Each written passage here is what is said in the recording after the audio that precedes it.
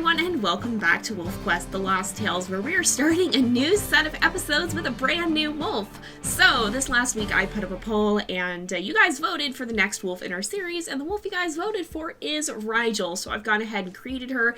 If you guys are members of my Patreon, you can actually see that video there. It'll be up probably by the time this goes up, or shortly after. And you can watch the character creation process. If not, I'll give you guys a quick look at her here. We'll go ahead and zoom in and take a look at the next wolf we'll be following. Rigel, can you look at the camera for a minute there? You have very bright eyes. I'd like to show them off.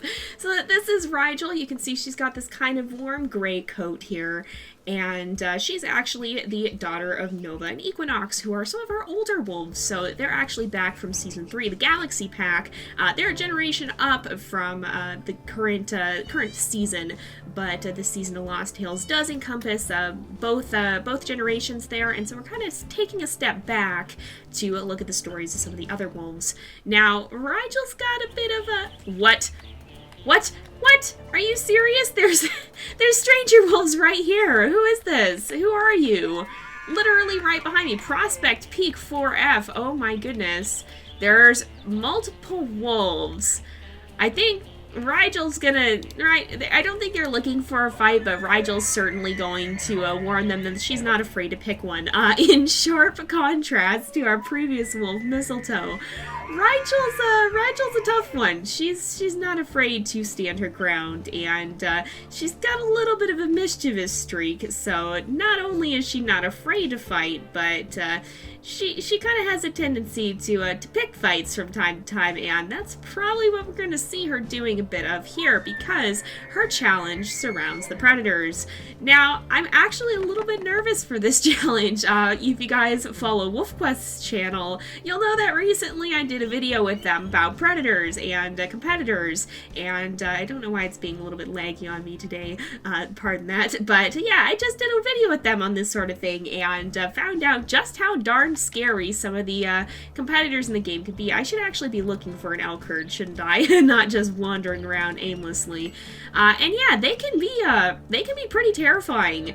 They're nothing to sneeze at, and so the fact that Rigel's gonna have to take some of them on, and like, it's gotta be a legit chase too. We can't just find one that's lounging around in the hills and chase it off like that. We have to actually defend our carcass or whatever, or get into a fight and win with 3 bears or 3 cougars or some combination of the above. Okay, this is a pretty small elk herd. Are there even any calves? There must be. Yeah, there's one back there. There's only 1 or 2 in this herd, though, it looks like. So, and they're not too spooked by her.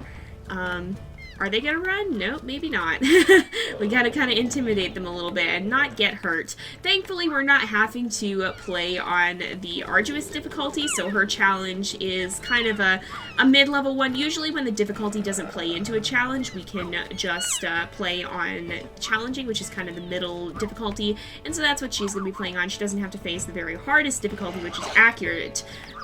Did I call it arduous? I really don't know. I'm accurate.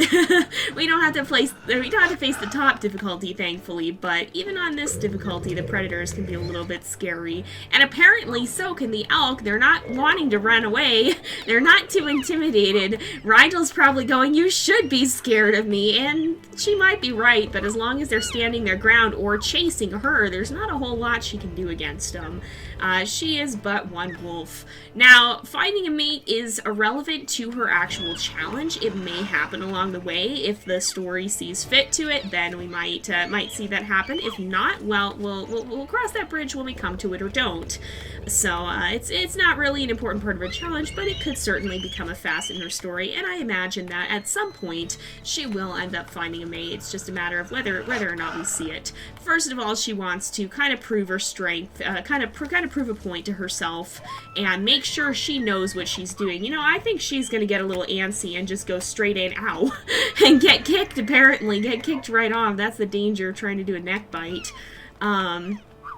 Yeah, she's really not scaring these elk too much. I don't even know if we're gonna be able to get him to run. Every once in a while, you'll get a herd that just pointedly refuses to cooperate. Or are they going to take off? Oh, finally, it's about dang time. All right, there we go. We'll see if we can go ahead. It looks like there's actually 2 halves, so we'll see if either of them are going to be worth chasing down. Now, I do want to make a little bit of a note here. So this is the second challenge we've ever run in WolfQuest The Lost Tales. Not WolfQuest The Lost Tales. The second Lost Tales challenge we've run in WolfQuest 3. So we're still going to have to try and figure out a little bit what's going to be possible, what's not going to be possible. So it's possible that we're going to get challenges that are way too easy, and it's possible that we're going to get challenges that are way too hard. And it's going to take a little bit of tweaking to get more used to that. I think we might have to take a little time to kind of fine-tune all of that. Do we leave behind a second pair? I really don't know. There's more elk running up here. I'm gonna go see what's going on over here. Oh, I think we did. Yeah, that's the other calf. Okay, so that's the other one running over here. That would explain why we couldn't find it. It wasn't where we were looking for it. But yeah, so we might have to take some tweaking here, so it's possible we'll get challenges that are either super easy or super hard. I'll probably err more towards the side of making them too easy, and then if we start succeeding way too often, then I'll start scaling them up for some of the other wolves. So if this challenge goes way too fast, then either we can kind of scale it in the midst of it, or we can try and accumulate some extra perks. We'll cross that bridge when we come to it, if it becomes an issue as well. But I did want to put that disclaimer out here that we're just starting off with this, and I don't totally know how it's going to work. Okay, great. They're both very high health still. I guess we're just going to do a full hunt here and have to get its health down all the way. All right, I want these guys to run. They're standing their ground very early. That's not typical. Not usually what I've seen from them, so this might be kind of a tough fight here. Oh, and the mother is behind us again. That's, you know what, I'm gonna actually switch to the other one because the mother seems to be protecting this one quite well, and maybe this one will be a little more vulnerable. I don't think in actuality, but you know what, that's kind of how Rigel is. I feel like she kind of... She's a very impulsive wolf. She is certainly an impulsive wolf, and in fact, I should show her stats here. Oh, that's the mother right there. All right, we don't necessarily want to do... don't want to be dealing with that. Don't want to have her attacking us constantly, and I keep crashing into the trees too. Oh my goodness, I think Rigel's so excited that she's just kind of bouncing all over the place and bouncing off the trees there, just from the sheer energy of everything. Oh goodness, hey, wow. They're really turning around fast. This isn't normally what it feels like they do. I think we got a pretty tough herd here because they weren't all that intimidated by her in the first place. They're really not taking any nonsense from her. Oh, we're gonna get kicked if we're not careful here. But maybe we can run in. Nope, this is a bad idea. Oh, I think we dodged it. I think we barely got out of the way. But, you know, that's kind of what Rigel's up to right now. She's got to kind of test her strength and prove herself before she's going to be ready to find a mate and raise pups, which at this point in time, we can't actually do that. But we have been seeing glimpses of Slough Creek. The WolfQuest team is starting to release stuff on their channels showing some things from the new game. They just talked about dens. It looks like they've got some exciting progress, and we really don't know when the game is going to be coming out, but it's definitely, we're definitely starting to see some of the fruits of their labor, and, you know, as to what that says about the timeline, we don't know. I'm not even going to try to guess at that. I'm sure they'll release more info once they have the ability to better predict it. Right now, it's still in development. We don't know exactly what that means, but if they're still just putting all the dens and stuff together, then it's probably pretty early in development. I don't know if it's going to be faster than WolfQuest 3 initially. I hope it will be because, you know, now, of course, they have all the systems in place. For example, you know, they're not going to have to go and recode the hunting for Slough Creek. They already have the elk and stuff, so they're probably, it's not like they're having to develop that system from the ground up. There's probably a lot they can use of what they have, but there's also a lot of new things that they're going to be having to add in. For example, we have the adult wolves in this. We have absolutely zip to do with pups, and so that's an entirely new system that they don't even have the start of in this game. So, you know, there's some stuff that can hopefully remain the same, that'll hopefully be pretty similar between the games that maybe they won't have to do from scratch, but there's also a lot of things that they are going to be having to do from scratch. And as another disclaimer, I don't have information on the game. I don't have info on the game. If I do have info on anything, most of the time I'm not allowed to share it without WolfQuest permission. So, again, just because I've worked with the team, I can't leak info or anything. I just want to make that clear going into this. I'm not allowed to talk about behind the scenes stuff without WolfQuest permission. Your source of news is going to be coming from them, unless I explicitly share something with their permission. So it's far better to ask them about this kind of thing than me, because I don't have the answers most of the time. But this is me talking from my own experience as a game dev, or a novice. I've worked on Minecraft modding, and I can tell you some of the things that I learned from there. It goes a whole lot faster if you don't have to code everything from scratch, and so whenever you can reuse code, that's always a good thing. And that's where I'm talking from, as somebody who's worked a little bit as a game dev in a novice capacity. It's just some of the basic kind of just some of the basic kind of things. So again, we don't know when Slough Creek's coming out. It is coming out at some point, but we don't have a whole lot of info except for the fact that they are working on that specifically in more earnest now. Or at least maybe not more in earnest, but we're starting to see more of what they're working on. It's more visible. Code can sometimes be a lot of behind the scenes stuff that is really boring to explain or try to show people. And so, oh, that's coyotes. I thought for a second we had stranger wolves crash in the party. I was like, uh-oh. But yeah, sometimes the code stuff is very boring or difficult to explain to people because it's all super technical, and so unless you're into code, it's going to be very difficult to understand what's going on. We're now starting to see more of the visible side of things, such as them putting the dens together. So we really don't know what's been going on in the background there. But again, you know, they're the ones who are going to be putting out the news. They're the ones you want to talk to about updates. They haven't released anything yet in terms of a release date or knowing when Slough Creek will be happening. We just know that it's in development. And so for now, although we can assume that Rigel will go on to have pups at some point, we're not going to get to see that unless we do some sort of follow-up series with her in the future, which I don't know if we'll be doing that or not. If you guys get particularly attached to a Lost Tales wolf, we might be able to come back and check up on some of them a little bit later down the line once the new episode or future episodes beyond that even are out. But, oh boy. Oh, no, we're not going to do it. I thought we might be able to take it down in a little time there, but not quite.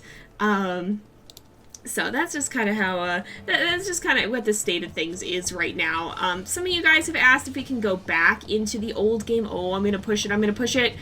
Oh, and she hesitated too. That was the last thing we needed. Alright, so that worked out. That was good for us. Alright, Rigel has made her first kill. She's just going to stand on the elk carcass. You know what? I'm not going to question that. That seems like a Rigel thing to do. Assert her dominance by standing on the carcass and daring anybody to try and take it from her. But that's probably exactly what's going to happen because she's getting pretty tired, and so we're just gonna curl up here next to the carcass, and she's gonna keep an eye on things, and we're gonna see if we have any predators show up. So she's got to chase off 3 bears or cougars. Oh, it's actually gonna rain too, it looks like. And we got to do it legit. So the best way to do it legit at this point, since we don't have pups to defend, is going to be around a carcass, because that's when they're going to have actual incentive. Okay, we got coyotes. Just making sure there's nothing sneaking up on me from behind, because I can't tell you how many times when I was working on that WolfQuest video, I turned around and the bear was behind me. I can't tell you how many times that happened when I was working on that competitor's video, and I will now live in eternal fear of it. So it looks like things are still pretty calm though, so we're gonna let Rigel eat again, and she's just gonna chill out here. Look at those stars. I someday hope I get to see a star or a sky that's this starry. Unfortunately the stars are a lot less dramatic where I live because there's a lot of light pollution, but I think there are places where you really can see it this well out in the wilds, and I would love that someday. I certainly love getting to watch the stars, but yeah, we're gonna lurk around and see. We're probably gonna kind of have to do this alternating between hunting and then kind of chilling out near a carcass. There's literally nothing. Oh my goodness. Now, of course, when we're looking for predators, they're not going to show up. That's always the thing. They're never convenient about it. But, you know, Rigel's just going to... I don't think she'd complain about the chance to sit here. In fact, she might be kind of...